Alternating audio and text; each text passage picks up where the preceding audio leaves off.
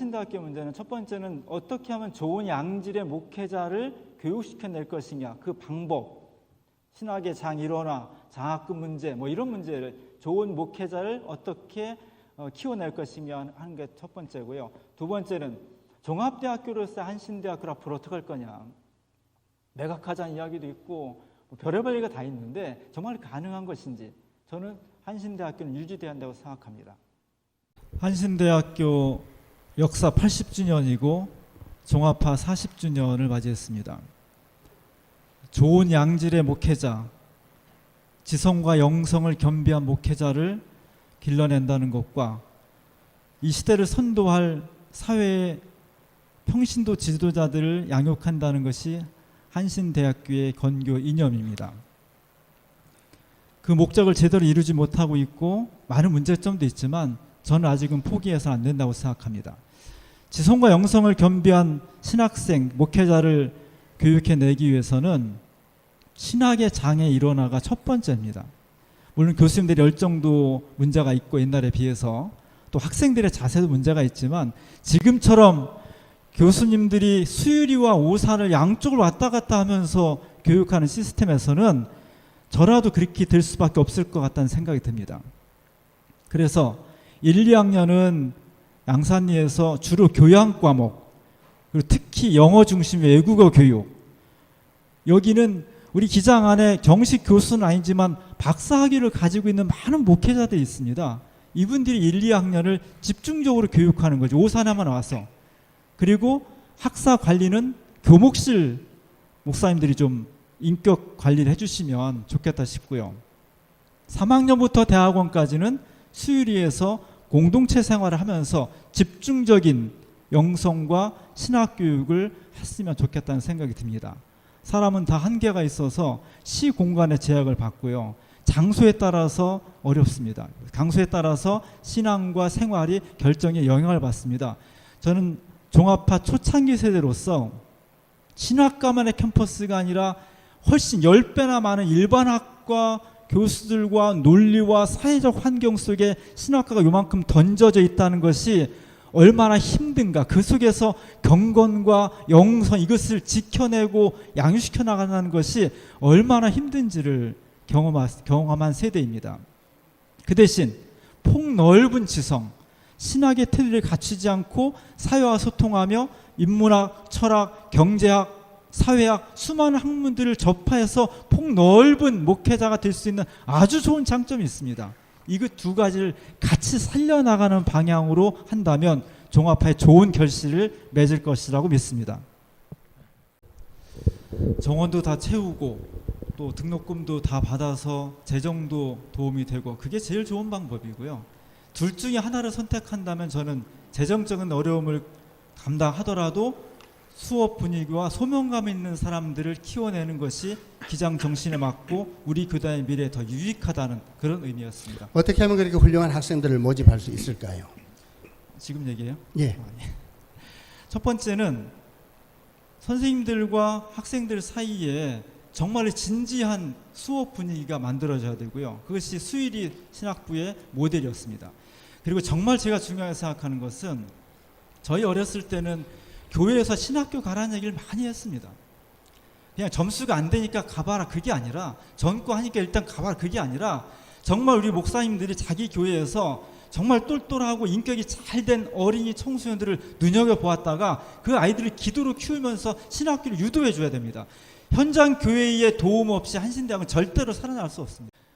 신학교 문제나 또는 목회자 문제의 여러 가지 제도적인 문제, 경제적인 문제 굉장히 중요합니다. 그리고 정말 어렵게 사시는 목사님들 많고요. 이 부분이 강조되어야 되지만 저는 소명과 열정, 이것은 넘어설 수는 없다고 생각합니다. 물론 그동안 상대적으로 이 부분이 적게 강조되었기 때문에 우리가 강조하는 것이지만 자칫 잘못해서 마치 목회나 신학생들이 경제적으로 장학금만 많이 주면 이래서는 안 된다고 생각하고요. 어쨌든 첫 번째는 열정, 하나님에 대한 사랑, 교회에 대한 애정, 이것이 첫 번째로 강조가 되고 그 다음에 부족한 이쪽 부분이 순서가 그렇게 돼야 맞다고 생각을 합니다. 학교 다닐 때 실제적인 문제는 경제적인 문제가 상당히 크다고 봅니다. 근데 학부생들은 요즘 국가장학금이 많이 돼 있어서 실제로는 반쪽 장학금, 반값 장학금이 실현된 거나 마찬가지인데요. 실제로 대학원생들한테는 특가 장학금이 잘 안 되는 걸 알고 있습니다. 장학금을 저희가 목후생 장학금을 대학원 전액 장학금을 목표로 두고 좀 초점을 좀 대학원생들한테 두고 학부생들은 좀 국가 장학금에 좀 의존하면서 이렇게 좀 시스템을 바꿔가는 게 필요할 것 같고요. 또 하나는 공동체 생활, 신학생 때의 공동체 생활이 너무너무 중요한데 지금 그래서 새로운 생활관 신축하고 뭐 리모델링 이런 얘기를 하고 있는데 그게 잘 합리적으로 이루어져서 이 신대원생들의 신학과 영성 수련에 혁혁하게 기여할 수 있는, 도움이 될 수 있는 그런 방향으로 됐으면 좋겠습니다. 가장 중요한 것은 학교 행정과 교육의 가장 총책임자는 총장입니다. 이사회가 아무리 권한을 가지고 있다 하더라도 지나치게 간섭해서는 안 되고요. 이사회의 가장 중요한 역할은 가장 적임자 총장을 뽑는 거예요. 가장 좋은 적임자 총장을 뽑아서 그 총장이 책임적으로 교육자로서 행정가로서 학교 전체를 운영해 가는 겁니다. 저희가 할 수 있는 일은 그렇게 좋은 총장을 뽑을 수 있는 제도와 분위기와 과정을 만드는 것이지 그 이상 넘어가서는 안 된다고 생각합니다. 총무가 저는 당연직 이사가 됐으면 좋겠습니다. 그래서 저희 전통은 가능하면 학교의 그 운영에 교권이 개입하지 않는 것이 저는 좋다고 생각하는데 그럴 수 없기 때문에 총무가 이사회와 총장 사이의 가교 역할을 하면서 교단의 정체성을 끊임없이 학교 행정과 교육에 반영시킬 수 있는 그런 역할을 긴밀하게 했으면 좋겠습니다. 제가 한신교육 발전 특별위원으로 활동을 했습니다. 노회에서 뽑아주셨고요.